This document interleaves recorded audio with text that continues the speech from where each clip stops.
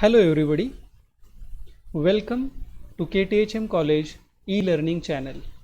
I am Dr. Naneshwar Shivaji Khandbahale, Assistant Professor in Department of Botany, Maratha Vidya Prasarak Samajas, KRT Arts, BH Commerce and AM Science College, popularly known as KTHM College of Nasik.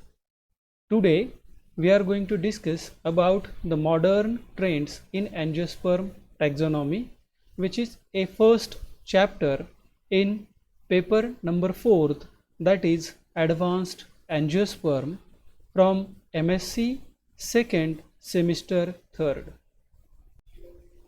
The first question which can arise in our mind is, what is modern trends in angiosperm taxonomy? In this sentence, modern trends in angiosperm taxonomy, there are three important terms. First one is modern trends, second is angiosperm, and third one is taxonomy. First, we will discuss about these three terms, and then I will come to know what is exactly mean by modern trends in angiosperm taxonomy. Angiosperm is the flowering plants. We all know about the flowering plants which bears the flowers are called as angiospermic plant. And taxonomy is the science of classification, that is identification, classification and nomenclature of the plant. So collectively, angiosperm taxonomy means the identification, classification and nomenclature of the flowering plant.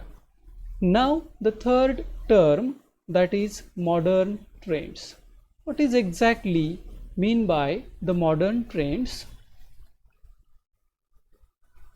Older taxonomist.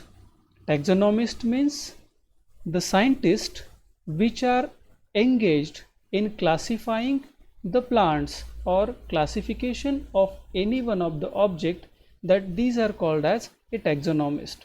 So taxonomy is a older science which is started in 17th decade, but in that time the taxonomist was only rely on the information, that is the morphological characters and to the some extent anatomical characters for the classification of the plants. So older taxonomist was considered only morphological characters for the taxonomy and to the some extent anatomical characters for the differentiation of the plants. But according to the modern taxonomist, gross morphological characters are not always sufficient to provide means of differentiation in determining the genetical and evolutionary relationship between the taxa. So older taxonomist was classifying the plants on the basis of only morphological characters.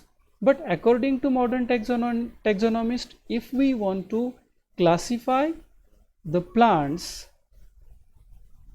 on the basis of their phylogenetic relationship, only morphological characters are not sufficient for the classification, and hence to achieve this proper classification or to create an accurate classification, the taxonomical evidences from anatomy, embryology, palynology, cytology, paleobotany, ecology and biochemistry are also helpful.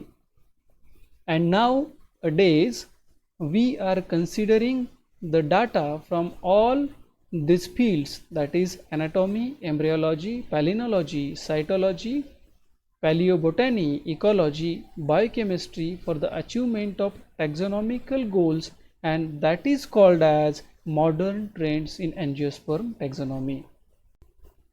Morphology in relation to the taxonomy. So what is morphology? Morphology is the study of structure and form of the plant, that is external characters or surface characters which we can observe by our naked eyes, and this is called as a morphology or morphological characters.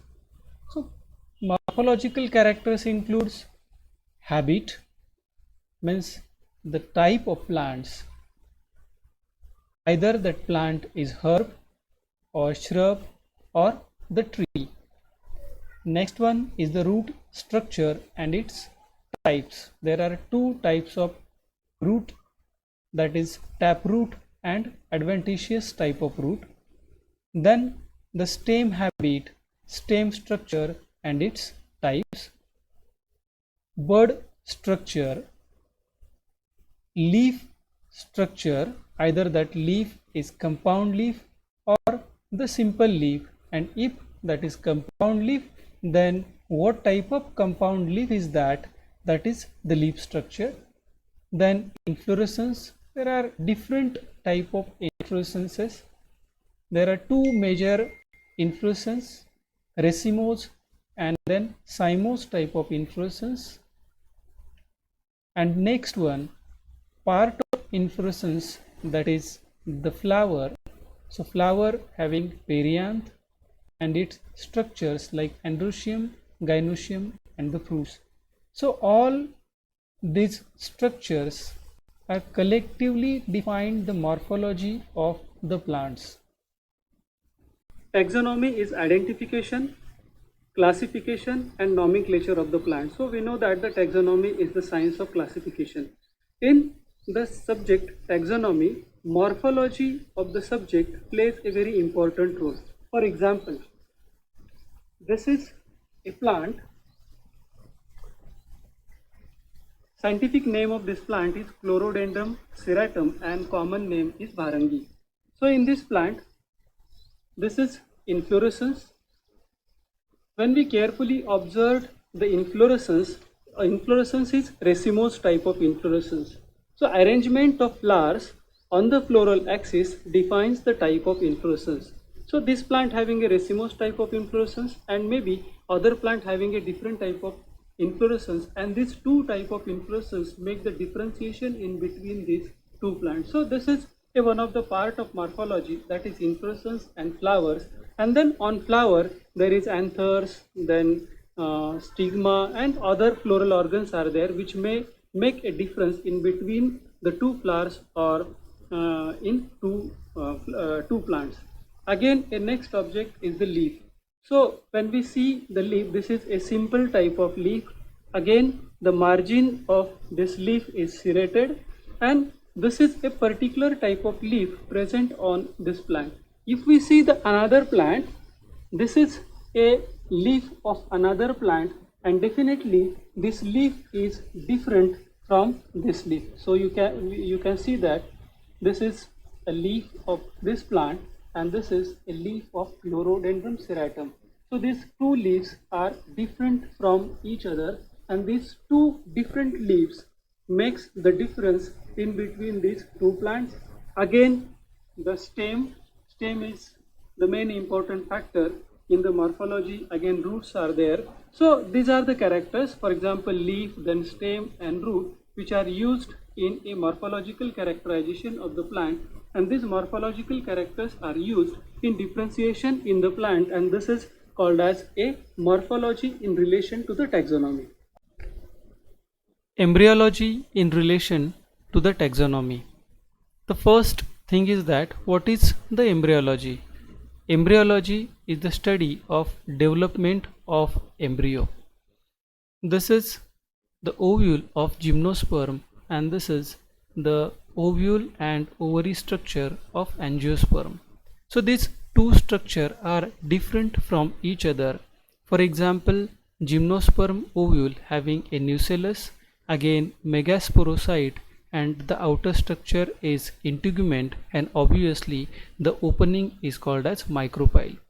In the case of angiospermic ovule, there is the micropyle, then there is the nucellus, then there is megasporocyte and integument. So this structure is same in gymnosperm as well as in angiosperm, but what make difference in between these two is the ovary wall. This angiospermic structure having a ovary wall, and gymnosperm doesn't have a ovary wall, and this is the main difference in between the gymnosperm and the angiosperm, and we can divide the gymnosperm and angiosperm on the basis of these characters. The characters of taxonomic value is determining the plant groups includes anther, quadripartition of the microspore mother cell, development and organization of pollen grain, development and structure of the ovule, origin and extent of sporogenous tissue in the ovule, megasporogenesis and development of embryo sac, form and organization of mature embryo, fertilization, endosperm, embryo, seed coat. So these are the characters of embryology which are helpful in the taxonomy. So this is the embryology in relation to the taxonomy. Pollinology in relation to the taxonomy. Pollinology is the science of pollen and spores and its application. We know that the pollen grains dehisced from the anther, and after dehiscence the pollen grains were scattered everywhere in the environment. This scattering in a Greek word is a palenin, and from this word palenin this pollinology word is derived. The significance of pollen attributes in taxonomy has been realized during the last 3 decades. The outer wall of pollen grain is endowed with unique structural traits which are broadly categorized in order of their importance. We can see here, these are the pictures of different pollen grains. This is the pollen grain. This is one of the pollen grain which is different from this pollen grain. This one is different from this pollen grain. So we can say that the structure of every pollen grain is unique. Its structural attributes or structural traits are different. So what are these structural traits? First one is aperture. This opening of pollen grain is called as aperture. So position, number and shape of aperture in every species of pollen grain is different from one another, and this particular characters helpful in the taxonomy for the classification of plants. Then exine ornamentation, we can see here the exine ornamentation or the outer strata is different in each and every pollen grain. And shape and size, yes, shape and size is different in every pollen grain, and this make the difference in the different species. Cytology in relation to the taxonomy. Cytology means the study of cell structure and its internal structures. Cytology is quite young branch of biology. The application of this cytological data in taxonomic problems is called as cytotaxonomy. It is seen that various attributes of chromosomes contribute in the taxonomy, like number of chromosomes. So number of chromosome in every species is different. We are very well known about the chromosome number, then structure of chromosome in human species. So same is applicable for the plants also. In every plant there is a specific number of chromosome. Then in every plant species the morphology of chromosome is different. Size of the chromosomes is also different. Behavior in crosses of chromosomes is also applicable, and the aberrations in the reproductions. So these are some attributes of cytology which is used in the taxonomy, and this is called as a cytotaxonomy. In recent trends of taxonomy, molecular techniques are widely used for solving the taxonomic problems. DNA profile are most widely used in the classification. So when we want to find out the similarity and difference in between a different species, we can go for the DNA profiling. So intraspecific variation can be detected easily. If we want to differentiate in between two species, we can go for DNA profiling and easily we know the intraspecific variation. Eukaryotic genome has variety of sequences. Types includes various claims of repetitive and non-repetitive types, and this repetitive and non-repetitive DNA is helpful in the taxonomy. So what is DNA profile methods? The methods which reveals specific DNA distribution patterns are generally known as DNA profile methods. The important DNA profile methods are DFP, that is DNA fingerprinting, and second one MAP, that is MAAP, multiple arbitrary application profiling.